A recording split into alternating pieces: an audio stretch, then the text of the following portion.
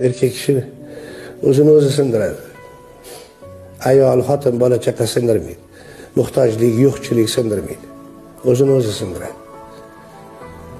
Qo'lini yuvib qo'ltig'iga urib yuboradi erkak. Ha, bo'ldi shu, bundoq qiladi. Vaholanki bundoq qilish yo'q musulmonchilikda. Bundoq qilinadi.